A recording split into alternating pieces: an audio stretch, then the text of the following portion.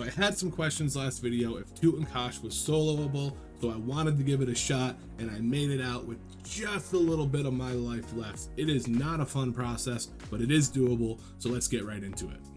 Obviously, the first thing you're going to want to do is stealth past all these packs. Some of it can get a little tight sometimes, try to sneak by these guys. Use your distracts. Being 40, a lot of times you won't pull them unless you're walking right through them, but it does feel a little dicey. So once we get to Tuten'Kash, you're going to see this is the first pack going into the room. So what you're going to want to do is pull this backpack first. This is going to give you room to pull the other pack backwards. It's also going to give you room to vanish and eat and all of these things. So you're going to want to fight these two guys first. I ended up getting a boar here. The boar is not an elite. It's not too big of a deal. So you're going to kill two guys now and the boar. Once the boar is dead, you're going to eat up, get back to full health, and prepare for the next pull. I know some of you guys are wondering, why am I running Saber Slash? I just got the Epic Fist from Raid, so now I am on Epic Fist duty, and I have to run Saber Slash instead of Mutilate for the buff for the guild. So anyways, after you kill that backpack, you're going to pull this next pack. Focus the caster down first, kick, interrupt as many casts as possible. He is going to run, so you're going to want to make sure to stun him. I get low on health here, so I just vanish and reset, eat some food, then I go back in and finish the pack. You're going to want to bring a ton of food for this. It's a long process, and sometimes you're eating twice each pack pull because you need to vanish and reset. So a lot of food, a lot of potions. I'm fully buffed here with all my raid potions, and this is just because I'm running a suboptimal build. So I wanted to give myself the advantage of pots. So after you kill these two guys, what I do next is pull this guy in the center because I have that debuff on me and I want to stealth into that pack to the left. I can't do it with the debuff, so I kill this guy to get the debuff time to tick off. Once he's down, I'm going to stealth, and my plan is to sap the caster, pull the melee back, Blade Flurry, Adrenaline Rush, hopefully get two of them down, vanish, and reset.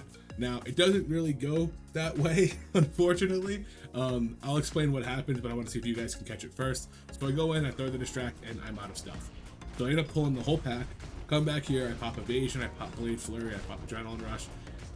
All of it pretty much wasted because the caster's just casting off in the back. I end up going low enough where I have to vanish, and I don't really get a full benefit of Adrenaline Rush and Blade Flurry. So now I come over here to see what happened. It's a campfire. And I must have just tapped the campfire, took one of the damage ticks, and it kicked me out of stealth. And then I was standing right behind the pack like, hey, what's up, guys? So now that I know that the fire pit there, I come back, I eat up, I reset, and I'm going to go around this time now, and I'm going to go around the right side because this campfire is all over the place. So you're going to want to go wide right, throw a distract, don't click the gong like I almost do, zap him, grab the melee, and run him over here. Once I kill one of the guys, I run over to the caster who's just finished his sap. I kick as much as I can, interrupt as much as I can, kind of in a tight corner, so I move him over here to get a better angle, just so I can see a little bit better. The casters die fairly quick, so he goes down pretty easily. I am kind of tight on health here, but this guy's low enough where I know I can finish him.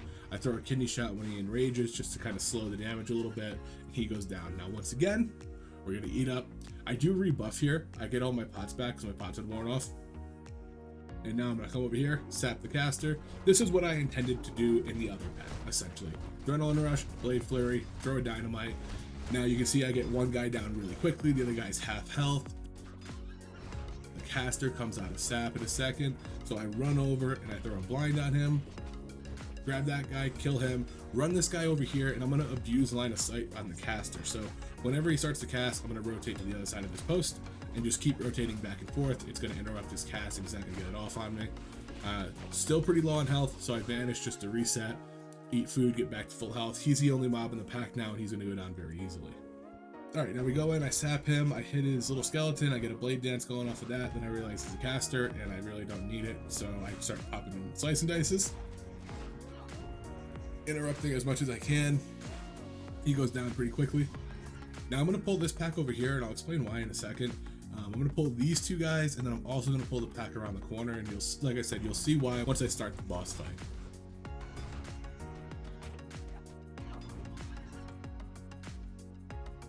Once that guy's dead, I eat up, get full health, and go around the corner. I sap the caster and pull the Quill Guard. Unfortunately, I get a deadly poison proc on that sap, so I also pull the caster. So I immediately pull back. I start abusing line of sight around this little post right here. So I'm constantly cutting back and forth. The boars are pretty easy to kill. They're not elites. So I start working the boars down while still trying to abuse that line of sight, going back and forth. I get the boar down, I blind him and start to bandage. I get about 75% of the bandage before that dot ticks on me, but that's enough health for me to kill the caster. They go down very quickly. They do a lot of damage, but they go down quick. So if you're kicking them, it's really not too bad to fight, even at low health. Now it's time for the boss fight. So I'm going to slow it down to 100% for the boss fight. I'm going to run over here, I'm going to hit this gong, and then I'm going to go to where I came in and cut off this pack. Now the reason I cut off the pack is because the other pack that comes from the other side is going to come over, but they don't just aggro you. You have to aggro them. So they're going to set there and they're going to start patrolling back. And they're patrolling back to where those other two packs were that I killed. Now the first time I did this, I didn't kill those packs, and then it became a shit show because I had to pull essentially 2 packs plus that. And I think I ended up having to banish it, or I died or something like that. So going into it this time, I knew to kill those packs first. Let them patrol over there, come grab this guy. This guy's chained to another one, so when I start attacking him, you can see another guy come around the corner. He comes over. This guy's already at about 50% health by the time he gets there. They're not that hard. When you do a big pack though, sometimes you get those stacking poison debuffs, and I think I've had 3 or 4 on me at a time. So if you have anti-venom, you can bring them. They're not an exponential amount of damage, but they can, when you have 5 or 6 mobs on you, it can add up. I don't have any anti-venoms. I do have stone form. That's kind of why I didn't bring the anti-venoms. But kill those guys, come over here, and there they are around the corner. So I'm gonna eat up, get back to full health before I pull these guys. Once I'm ready to go, I shuriken toss, and I keep shuriken tossing. It's not for the damage, it's for the combo points. Because I don't have mutilate, it's harder to generate combo points. So if I shuriken toss as I'm backing up, I get to 4 combo points and I get a blade dance going by the time they all reach me. Shuriken toss is not very good for damage, but like I said, when they're coming over and if I can generate some free combo points, it's worth it. Now these guys, like I said, they go down pretty easily, so you don't need to really worry too much. I don't pop Blade Flurry here because the next pack is elites, and I want to save Blade Flurry for that pack. So these guys go down. I'm going to get back to full health, eat up, bandage, whatever I need to do, reset. And I just realized I got a blue. I gotta see what that's going for in the auction house. I know it says 6 gold there, but I haven't scanned the auction house in forever, so it's probably far less. Anyways, we're gonna go click this gong, and we're gonna repeat the same process. As soon as you hit the gong, you're gonna run to where you started, and you're gonna cut these guys off. You're gonna wanna pull them a little more around the corner, because the packs from the other side won't patrol. They're just gonna hang around the gong. You wanna make sure that they are far enough back that they don't pull the other pack as well. Now, unfortunately, I get a boar here. So at first I'm like, it's not a big deal, I'm not going to worry about it, it's not an elite, it's not going to do that much. But the 2 elites combined with the boar do put out a decent amount of damage. So I get low on health, I pop a potion, I start attacking the boar because I figure I can just kill the boar pretty easily. But then I think, if I banish the boss mob, is it going to reset the boss? So I switch back to the boss mob, and my goal is to kill him and then banish the boar, because I'm going to drop combat after I kill him anyways, but I don't want the combat to be dropped from banish, I want it to be dropped from killing him. So my goal right now is just kill the boss mob and then vanish the boar. And it gets pretty tight right here. I end up vanishing, and I got very little health, but the boar pats back, gives me time to eat some food, get back to full health. Once you're back to full health, you're gonna go grab this other pack of 2 elites. You can stealth because you're out of combat. So I cheap shot 1 for the extra combo points and for a couple seconds of downtime from the 2 mobs. I get a blade dance rolling, and we start working these guys down. So once these guys die, the next gong is Tuten'Kash. Now looking at my moves, what is wrong with me pulling Tuten'Kash right now? If you said you have 0 cooldowns, you are correct. If you have stuff on cooldown, your Adrenaline Rush, your Vanish, your Evasion, your Thistletea, and your Potion, I recommend waiting the 2 minutes.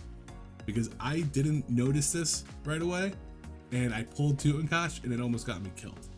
So if you have moves on cooldown, take the 2 minutes. It's already a long process to do this whole thing. Just wait the 2 minutes, get your cooldowns back, and then go in ready to go. What I did there is I popped a sheep. I was testing to see if I could pop a sheep and then start the dynamite cooldown before he came out. but it doesn't work that way. The sheep has to explode before the dynamite cooldown starts. So I go for the Garou, but because I have a sheep out, he aggroes to the sheep and then aggroes to me. So now we're fighting. At this point, I haven't quite realized that all my moves are on cooldown yet. I start to notice it throughout the fight, which is not a good time to notice it, especially when Vanish is on cooldown and I can't reset the boss. So it's a fight to the death. I'm dying or he's dying. That's pretty much how it goes. See, I go to Adrenaline Rush, I realize it's on cooldown. I check my pot, I realize that's on cooldown. I check my evasion, I realize that's on cooldown. So like I said, it's a fight to the death. There's nothing I can really do besides fight. Now I do have a nature pot going. This is absorbing the poison he has on me. It's definitely helping out a little bit. I don't know if it's absolutely necessary. If you have your cooldowns, it's probably not. But right now I'm realizing, okay, now I'm not in a great spot. I am at about 30% health. He's not at 30% health. He's much higher. So I'm thinking, all right, I might just die here and have to redo it, but I'm gonna give it the good fight. So I get a 4-point blade dance going. I've got about 600 health. Things are not looking good, but I noticed that my potion, it's only got 3 seconds left. So I'm down to 300 health, 250. I'm debating on using it. I use it, I get a nice potion. Now my evasion's coming off cooldown. I'm like, all right, I'm in a fighting spot now. I get Slice and Dice going, I Thistle Tea, I start building towards a nice big blade dance. Now at this point, my Adrenaline Rush comes off cooldown. I'm able to get a nice blade dance out pretty quickly. And now the tables have turned. Now I'm in a good position. My Vanish is also off cooldown now, so worst case scenario, I am in a position to reset. But I'm feeling confident. Even though I'm very low on health, I'm feeling confident. I got this. I'm dying or he's dying. I have 168 health. I dodge, kill him, and I finish the fight with 175 health. Immediately start looking for food, and there you go. Now this was far from a clean run. It was 1 a.m. I was in a suboptimal build. I wasn't waiting for cooldowns. I was cutting corners, and even with all that stacking against me, you're still able to do this. However, I don't recommend soloing it. It's a lot of time. It's a lot of potions and food invested into even one run. Never mind having to do 5 to try to get the gloves, and the Void Touch gloves are just fine. If you are going to do it, bring a druid, have him stealth buy everything with you, and heal you in the fights. It'll make it a hell of a lot easier. But I wanted to see if I could do it, and it was a success. So Tuten'Kash is soloable, and until next time, guys,